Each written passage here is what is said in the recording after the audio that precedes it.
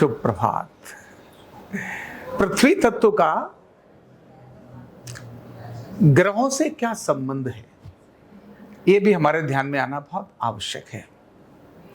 क्योंकि जब हम पृथ्वी तत्व की बात करते हैं और पृथ्वी तत्व से आने वाले रोगों की बात करते हैं और पृथ्वी तत्व की प्रसन्नता की बात करते हैं, तो हमारे को ग्रहों को भी देखना ही पड़ेगा।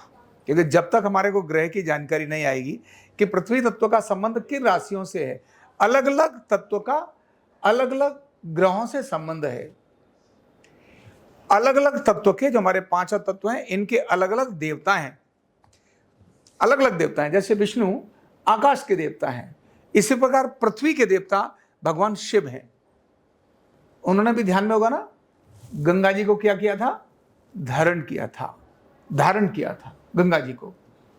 तो पृथ्वी तत्व के देवता शिव हैं। राशियां कौन सी हैं? तो राशि इसकी हैं, 3 राशि हैं, वृषभ, कन्या और मकर। 3 राशियां हैं। शायद ये चीज समझ में ना आए, क्योंकि नॉर्मली तो ज्योतिष को हम लोग इतना ध्यान में नहीं रहता, लेकिन इन राशियों के प्रभाव को अगर ध्यान में रख लिया जाए और इनके स्वभाव को अगर ध्यान में रख लिया जाए, तो हम इनके उपचार पर जा सकते हैं और न्यूरोथेरेपी से इनके उपचार पर जा सकते हैं। पृथ्वी तत्व पर न्यूरोथेरेपी का कौन सा उपचार ऐसा है जो राशियों के प्रभाव को भी नियंत्रित करे और पृथ्वी तत्व से उत्पन्न जो विकृति से उत्पन्न जो दोष हैं, जो रोग हैं, उनको भी ठीक करे? ये दोनों जानकारी अगर हमारे आ गई तो हम एक अच्छे न्यूरोथेरेपिस्ट बन सकते हैं। एक न्यूरोथेरेपिस्ट को थोड़ी सी ग्रहों की जानकारी अगर उसने रखी अपने पास और उसको उसका ट्रीटमेंट का क्रम पता है, तो अच्छा प्रभावी रिजल्ट वो व्यक्ति दे सकता है। यानी अनेक सारे कॉम्प्लिकेशंस उसके थे, अनेक एमआरआई एक्सरे उसके सामने खिंचवा के आ गया, अनेक सारे इलाज कर लिए, लेकिन आपको पता चला ओहो ये तो पृथ्वी तत्व का दोष है। और इस पृथ्वी तत्व में तुम्हारा नाम पूछा, राशि क्या है? अच्छा तेरी राशि तो कन्या राशि है, या तुम्हारी मकर राशि है, या तुम्हारी वृषभ राशि है। यह ध्यान रखते ही वृषभ राशि का प्रभाव क्या पड़ता है और वृषभ राशि को ठीक कैसे किया जा सकता है, कौन से पर्टिकुलर ऑर्गन पर उसका इफेक्ट आता है, अगर इतना ही जान लिया, उस ऑर्गन पे काम करना शुरू कर दो तो ठीक होना शुरू हो जाएगी। बुध का संबंध, जैसे मैंने कहा था, व्यक्ति के स्वभाव से आता है, व्यक्तित्व से भी आता है। और पृथ्वी तत्व अपने आप में व्यक्ति के फीचर्स को डेवलप करता है। पृथ्वी तत्व क्या करता है? फीचर्स को डेवलप करता है।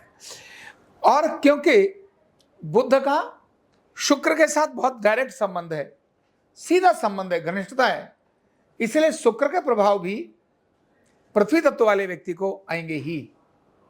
अब इनकी थोड़ी क्वालिटी समझ लेते हैं कि आखिर इन राशियों के जो लोग हैं उनकी क्वालिटी क्या होती है। वैसे तो जो पृथ्वी तत्व जिनका अधिक होता है ना, और जिनकी ये तीनों राशियां वृषभ, कन्या और मकर, पृथ्वी तत्व का मतलब ही कर्मठता होती है। क्या होती है? कर्मठ। तो कर्मठ और मेहनती लोग होते हैं, वो पृथ्वी तत्व के सकारात्मक, यानी ऑर्डर में अगर पृथ्वी तत्व है तो लोग सक्रिय होंगे, एक्टिव होंगे, कर्मठ होंगे, परिणाम दिखाने वाले होंगे। और यही पृथ्वी तत्व थोड़ा हाइपो है, डाउन है, तब समझना वो निष्क्रिय होना शुरू हो जाएंगे, आलसी होना शुरू हो जाएंगे। इनकी क्वालिटी यही है पृथ्वी तत्व वालों की कि अगर ये हाइपो हुआ पृथ्वी तत्व, अगर इस पृथ्वी तत्व की कमी आई, तो ऐसे में व्यक्ति सबसे पहली चीज पकड़ेगा, वो होता है आलस। अब सोचो न्यूरोथेरेपी में आलस को भगाने वाला कौन सा ट्रीटमेंट होता है? न्यूरोथेरेपी में जो आलस को भगाए, मतलब जो नर्वस सिस्टम पर का आलस क्या है? नर्वस सिस्टम की प्रॉब्लम है। क्या है? नर्वस सिस्टम की प्रॉब्लम है। और सप्त धातुओं में जो विटामिन है ना, वो आलसी, जिसके अंदर विटामिन पर्याप्त हो रही है और नर्वस सिस्टम बहुत एक्टिव है, उसको आलस नहीं आएगा। लेकिन ग्रह अगर ठीक नहीं है, विपरीत है, तो कितना भी गुड लुक दिखने वाला, कितना भी फिजिकली फिट देखने वाला आलसी हो सकता है। इसीलिए जो 3 गुण है ना, सतोगुण, तमोगुण और रजोगुण, इस व्यक्ति के अंदर अगर हाइपो हो जाएगा तो तमोगुण की अधिकता हो जाएगी और एक्टिव हो जाएगा, अच्छा हाइपर हो जाएगा, अच्छा होगा, क्रम होगा, तो रजोगुण की अधिकता होगी और सतोगुण तो एक अपना ऑर्डर का काम होता ही है। अब वृषभ राशि की क्वालिटी क्या होती है, ध्यान रखना। वृषभ राशि अगर गड़बड़ चल रही है तो क्या होगा? राशियों पर ग्रहों के प्रभाव होते हैं। राशियों पर किनके प्रभाव होते हैं? ग्रह के प्रभाव होते हैं। ये ग्रह इस समय इस राशि पर अपना डायरेक्ट प्रभाव डाल रहा है। ध्यान रखना। अगर राशियों के बारे में तो उनकी क्वालिटी की बात करें तो जो वृषभ राशि है, उस व्यक्ति का जो व्यक्ति है जिसकी राशि वृषभ है, उसका जो स्वामी है वो शुक्र ग्रह होता है। और शुक्र ग्रह वाले लोग बड़े कलात्मक होते हैं। कैसे होते हैं?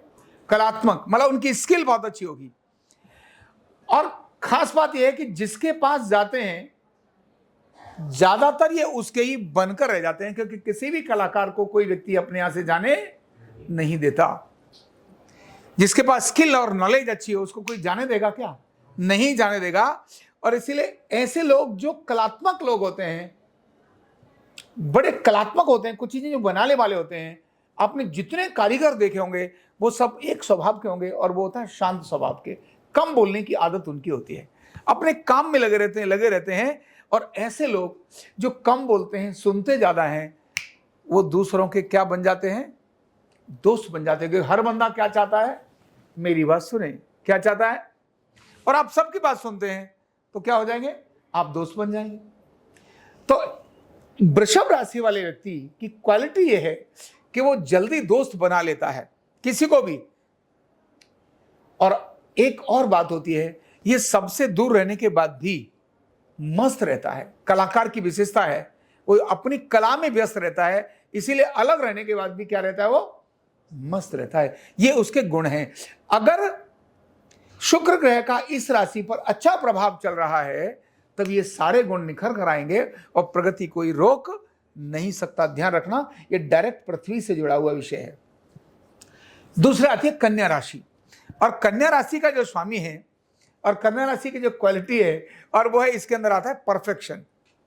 क्या आता है? परफेक्शन। ये व्यक्ति छोटी मोटी चीजों में पसंद नहीं आता, उसको हर चीज क्या चाहिए? परफेक्ट चाहिए। इस काम को ऐसे नहीं, ऐसे करो। मना उसके हाथ में काम हो गया तो जब तक उसकी फाइनल परफेक्शन उसको नहीं आएगी तब भी डाउट रहेगा, यार मजा नहीं आया, अगर मैं इसको ऐसे नहीं ऐसे करता तो और भी अच्छा हो जाता। मतलब सलीका पसंद करने वाले लोग हैं, किसी भी काम को सलीके से करते हैं। कैसे करते हैं? सलीके से करते हैं। और ये सलीके से करने वाले लोगों के साथ एक नुकसान होता है। ऑफिस में तो चल जाता है, चल भाई ऐसा नहीं है, क्योंकि पैसा दे रहे हो ना, काम करा रहे हो, तो सामने वाले को ट्रेनिंग भी दोगे तो सलीके से काम चल जाएगा। घर में नहीं चलता है। घर में इसीलिए जो बड़े सख्त और ऑर्डर वाले होते हैं, फौजी स्टाइल के लोग होते हैं, फौजी को क्या होता है? सलीके से काम करना आता है। ज्यादातर फौजी घर में कहीं ना कहीं कुछ ना कुछ हो जाता है, ये ऐसे क्यों रखा है, ऐसे कर, ओए ऐसे कर, मतलब ऑर्डर ऐसा रहता है। तो घर में ऐसे लोगों की सामान्यतः घर में क्या होती है? खुटपुट होती है। क्यों? ये चीज यहां क्यों रख दी, वो चीज वहां क्यों नहीं रखी? मतलब घर के अंदर तालमेल बनाने में इन्हें दिक्कत रहती है। लेकिन ऐसे लोग कैरियर में बहुत ऊंचे जाते हैं, जिसको भी अनुशासन में काम करने की आदत होती है। हर व्यक्ति क्या चाहता है? अनुशासन। क्यों? जब परफेक्शन होगी और एक सलीके से काम करने का तरीका होगा उसको, तो उसकी प्रगति को रोक सकेगा। मैं आपको बार बार यही बताता हूं, यहां पर थोड़ा सलीके से करो, झाड़ू लगाओ, ये जो जहां चीज लाए हो वहीं पर उठा के रखो। बार बार बोलता हूं, आपके स्वभाव में अगर ये चीज आ गई, आपको कोई रोक नहीं सकता। आपको हाईएस्ट लेवल पर जाने से कोई भी रोक नहीं सकता। लेकिन परिवार में अगर आपने थोड़ा सा उनके साथ समन्वय बना लिया, जो थोड़ा कठिन होता है कन्या राशि वालों के साथ, अगर ऑर्डर में है तो ध्यान रखना, इससे बड़ा कोई कलाकार दूसरा नहीं हो सकता, इससे बड़ा कोई मैनेजर नहीं हो सकता, इससे बड़ा व्यवस्थित रखने वाला व्यक्ति नहीं हो सकता। बहुत अद्भुत व्यवस्थित रहने वाला व्यक्ति कन्या राशि वाला ये हो सकता है।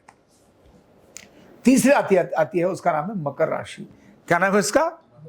जब मैंने आपको प्रश्न पूछा था कि शालीन क्या होता है, तो क्या बताया था आपने? लज्जाशील। ये मकर राशि वाले लोग बड़े शालीन होते हैं, लज्जाशील होते हैं। पर हर चीज को समाज के अंदर जो सारी व्यवस्थाएं चल रही हैं उनके साथ होते हैं। और इसीलिए जो लज्जाशील व्यक्ति होता है वो हमेशा दूसरे का क्या करता है? ख्याल करता है। कभी भी ऐसा नहीं होता बस मैं और मेरे, इतना तक ही नहीं रहता। इसीलिए मकर राशि वाले लोगों की क्वालिटी होती है, वो संबंधों को मेंटेन रखने में बहुत महत्व रखते हैं, रिलेशंस को डेवलप करने में बहुत महत्व रखते हैं मकर राशि वाले लोग। और जो रिश्तों को निभाएगा ऑटोमेटिकली सैक्रिफाइस भी करेगा। क्या करेगा? क्योंकि रिश्ता निभाना बिना सैक्रिफाइस के नहीं हो सकता। मैं ऐसा नहीं हो सकता। इसीलिए बड़ी शालीनता से, बड़ी विनम्रता से अपनी चीजों को निकाल लेते हैं। लेकिन इनके साथ एक नेगेटिव चीज आती है, ऐसे लोग आलसी प्रकृति के बहुत जल्दी हो जाते हैं। शालीन होते, चल ठीक है तू ही कर ले, मैं नहीं करती हूं, ठीक है अच्छा जा चले जा, फिर देख लेंगे। और जब देखा तो आलसी और ठंडे होने के कारण कैरियर में कई बार इनके क्या होता है, डाउनफॉल आ जाता है। आलस कैरियर के लिए शत्रु है। ऐसे तो आलस सब चीजों के लिए शत्रु है, लेकिन कैरियर के लिए बहुत भयंकर शत्रु है। ये तीनों राशि जिनमें मैंने वृषभ बोली, जिसके अंदर मैंने कन्या बोली और मकर बोली, ये तीनों राशि पृथ्वी तत्व की राशियां हैं। और इसीलिए पृथ्वी तत्व पर काम करने वाले व्यक्ति, पृथ्वी तत्व वाला व्यक्ति अगर ऑर्डर में है पृथ्वी तत्व, तो ये राशि अनेक सारे गुण देंगी।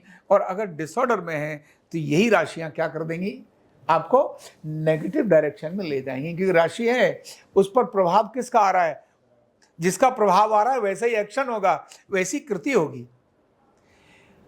तो न्यूरोथेरेपी के कौन से ट्रीटमेंट से इन राशियों को भी ठीक किया जाए और पृथ्वी तत्व को भी बैलेंस कर लिया जाए। तो मैंने क्या बोला था, पृथ्वी तत्व क्या है, भारीपन। तो सातों धातुओं को जो बैलेंस करे, सातों धातु एक नहीं, रस रक्त मांस मेद अस्थि मज्जा शुक्र, सातों धातुओं को जो नियंत्रित करे, एब्जॉर्प्शन ठीक बढ़ाए, तो नंबर एक ट्रीटमेंट इसमें आएगा। पहला आधारभूत ट्रीटमेंट आएगा भाई, डाइजेस्टिव ट्रीटमेंट दो। कौन सा दो? डाइजेस्टिव ट्रीटमेंट दो। फिर मेटाबॉलिक ट्रीटमेंट दो। मेटाबॉलिज्म जब ठीक होगा तो एब्जॉर्प्शन ठीक होना शुरू हो जाएगा और मेटाबॉलिज्म ठीक होना जाएगा। तो डाइजेस्टिव ट्रीटमेंट जिसमें बॉडी बैलेंसिंग भी है, डाइजेस्टिव भी है, एपीआर भी है, एब्डोमेन के पेन यानी पेट से संबंधित पहले ट्रीटमेंट, और फिर एब्जॉर्प्शन मतलब मेटाबॉलिक ट्रीटमेंट देना शुरू करो।